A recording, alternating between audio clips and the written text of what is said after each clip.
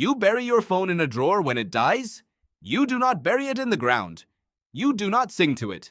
You do not lay flowers on top of it. But when a person you love dies, something in you insists on doing exactly that. Where did that instinct come from? The real answer is far stranger than grief alone. Your ancestors were doing this long before they had words for death, long before religion, long before anyone could explain what happens after the last breath. And the evidence they left behind is stranger, older, and more emotional than most people realize. Start in a cave in northern Iraq, Shanidar Cave. In the 1950s, archaeologist Ralph Selecki uncovered a Neanderthal skeleton surrounded by clusters of pollen. Just pollen, packed into the soil around the body. Selecki argued this meant flowers had been placed there deliberately. A funeral 60,000 years before the first pyramid. The find became famous. It even earned a nickname, the flower burial. Was it true? Scientists still argue about it. Some say the pollen could have blown in naturally or been carried by burrowing rodents. But here is the detail people forget. Even the skeptics admit something important. The body itself was placed with care, curled, positioned, not discarded. Something happened at that grave that looked nothing like abandonment. That single detail matters more than the flowers.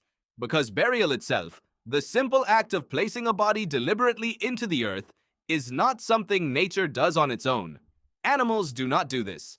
Wind does not do this. Only a mind that understands loss does this. So what did your ancestors actually do when someone died? Not what movies show you, not solemn priests or marble tombs. Something raw. Bodies were curled into the fetal position, knees pulled to the chest, as if sleeping. Some were placed facing east, toward the rising sun. Ochre, a red mineral pigment, was sometimes rubbed across the bones. Nobody knows exactly why. Maybe it symbolized blood, and therefore life continuing somehow. Maybe it just looked sacred. Tools were sometimes left beside the body. A spear point, a shell necklace, small things, human things. Archaeologist Paul Pettit, who has spent decades mapping these Paleolithic burial sites across Europe, describes something important in his research. The placement of these bodies was rarely random. It followed patterns, repeated postures, repeated materials, which means it wasn't a single grieving family improvising once. It was a practice, a tradition, passed down, refined, repeated across generations. Think about what that means. Before writing, before agriculture, before permanent settlements of any kind, humans had already agreed, silently, across entire populations, on how the dead should be treated. That agreement did not come from a book. Nobody handed down instructions. It came from something instinctive, something that lived inside the species itself. But here is the twist that changes everything. This behavior might not even be uniquely human. Primatologist James Anderson at the University of Stirling has documented chimpanzees behaving in eerily similar ways when a group member dies. Mothers have been observed carrying dead infants for days, sometimes weeks, grooming them long after decomposition begins. Adult chimps have been seen returning again and again to a body, touching it gently, sitting near it in silence. In one widely cited case, a chimpanzee troop went quiet for an extended period after witnessing a death, almost as if the entire group understood something had ended. Did you expect that? Most people assume grief rituals are the line that separates humans from every other animal. They are not. What separates you is not the feeling of loss. It is what you chose to do with it.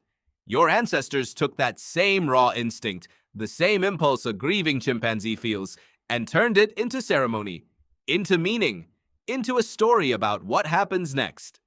And once bodies were being placed with intention, something even bigger started to grow around them. Symbols appeared. Ochre stopped being just a pigment and became color with purpose. Shell beads, pierced and strung, started showing up in graves dated over 100,000 years old in sites across Africa and the Levant. These were not tools for survival. They served no practical function at all. They existed purely to mean something. That is a strange kind of leap for a species whose entire evolutionary history had been built around immediate, physical survival. Finding food, avoiding predators, staying warm.